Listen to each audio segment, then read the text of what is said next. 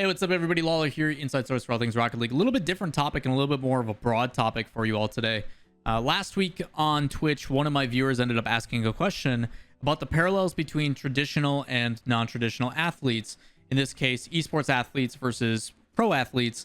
And it led to a really good conversation about the pressures and the social anxieties and the difficulties that esports athletes face because they do come in at such a young age.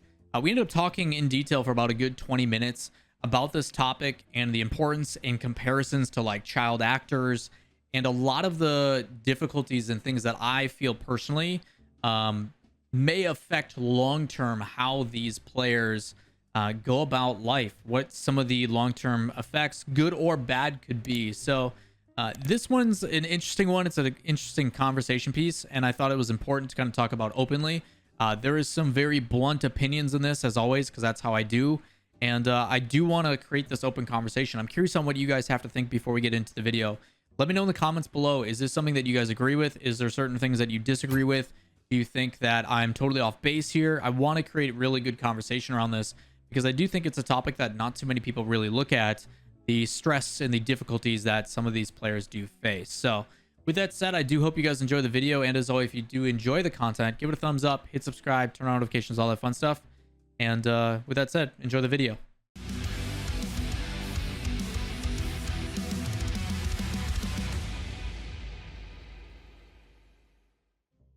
The difficulty about athletes and esports is you are both public figures and you are coincidentally signing up for the spotlight. That is part of the job. Whether you like it or not, you are putting yourself in a position to obviously have exponential growth, but you're also under a lot of scrutiny because of it. Now, do I agree with people sending death threats and being No.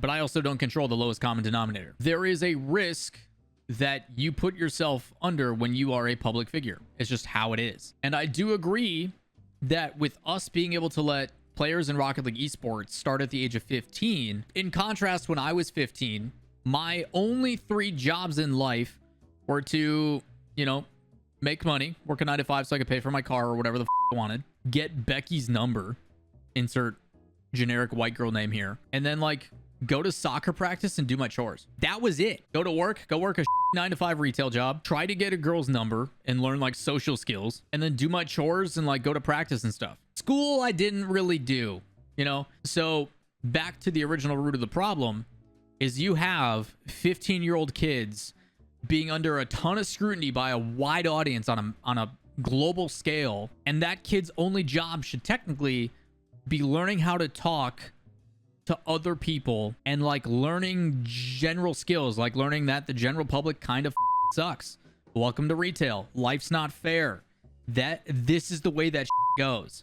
And if you want to get out of that system, you got to work hard so you can go and live your life however you see fit. So by all means, do I understand that it sucks for this younger generation that they're put under this much scrutiny? But at the same time, I also want to treat them like an adult, like they want to be, and say, hey, you signed up for this. I don't give a if you feel bad because someone's on you because you're doing poorly at your job. You signed up for this. It's your job. Work 40 hours a week. Practice. Grind. It's a career. Work hard. You will be rewarded for it. Maybe. Because there is still a lot of people in this world that work very, very hard that still don't make it or aren't cut out for it. That's just the facts of life. There will be people that are better and more talented than you. It's just the way it goes. By all means, do I think we need to coddle these people? And it's this weird balance, man.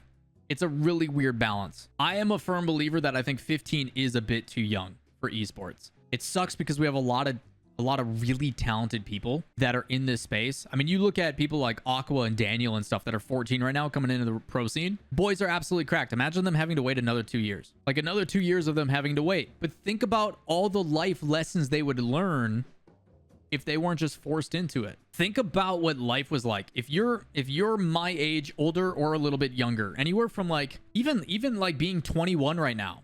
Look at the differences in your life and the major drastic changes that happen from 14 to 21, especially in the United States, let alone 22, 21 to 22, 22 to 23. There's so many crazy changes that are happening. And the thing that blows my mind most about Rocket League Esports is these are the kids making the important decisions about what happens to rosters and teams.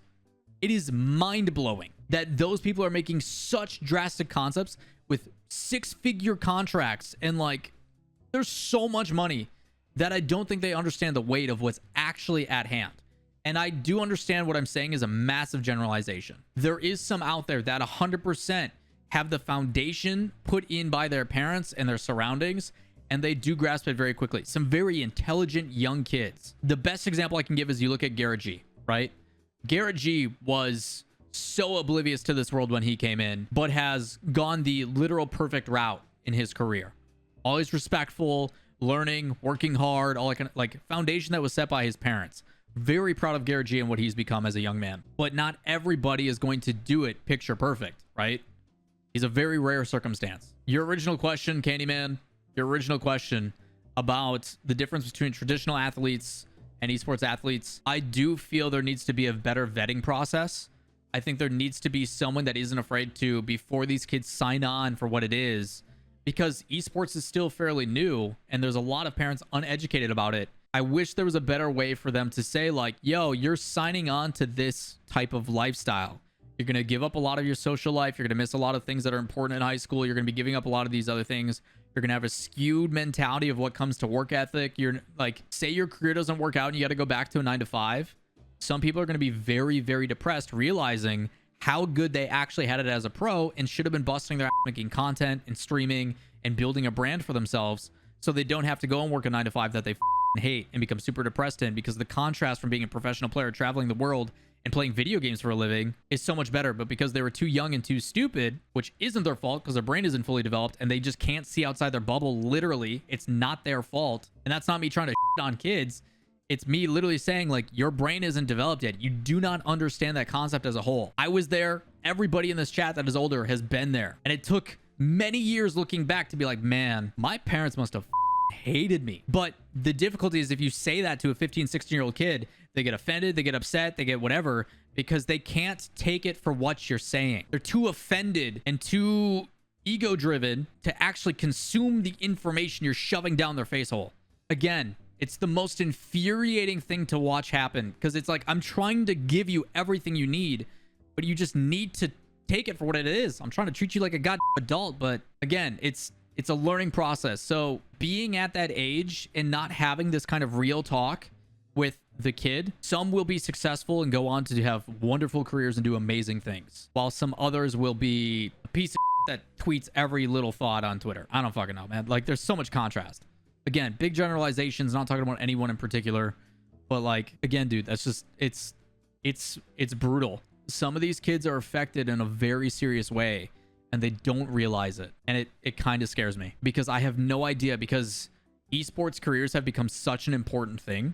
Esports careers in general are still so very new that a young kid sees the opportunity to play video games for a living. He's like, yep, that's what I want to do. And he puts all his effort into it, but they don't realize the long-term effect it's going to have on their mental, on their health, on everything else. Like, the things that happen to you at a young age will set a precedent for the way that you carry yourself for the rest of your life. It instills certain things that people don't realize. Like, as much as I hated working retail as a kid, it made me appreciate and see the contrast of how the real life works. Like, we joke about the Karens of the world, but how many people that are esports athletes have actually dealt with Karens at a job? Again, the esports industry is going to be taking a lot of refinement over the years. The reason why the NFL and everything else runs as well as it does is because it's been around for a literal century. You see a clear path from start to finish, from Pop Warner to high school to, college to the NFL. There is a process where you still learn those valuable assets of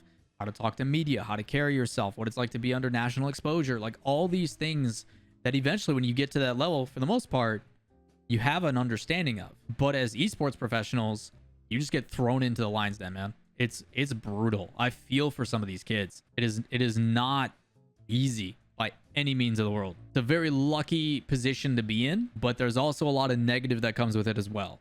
It's not all sunshine and rainbows. Some of the pressures and the stress and the depression these kids are dealing with, dude, it hurts, bro. It hurts to see. I've gotten to the point where I take a step back from it, because I can't anymore. Yeah, Snacks. I think that's a good parallel to talk about some of the child actors go through, man. And the scary thing is too, is like some of the people these kids are supposed to trust, their coaches, their managers or whatever, are manipulative and also trying to do it for their own benefit. It's scary. When you see me talk about franchising in Rocket League, I always mention I have a little bit of concern because Rocket League Esports is so big and so massive and so impressive. The concern I have is that when Rocket League Esports, if it does go to franchising, which I think will happen, I do think that Rocket League Esports will become a franchise league sooner than we know it. I really do. It worries me because Rocket League Esports is so accessible. It is the perfect culmination of everything you want for an esport. It is a wet dream. You're going to see a lot of big wigs that are just trying to make a quick buck are going to come in and really take advantage of some unexperienced kid, manager, whatever. And I really hope it doesn't happen. It can really cause an additional issue when that kind of money gets involved, like Snack said.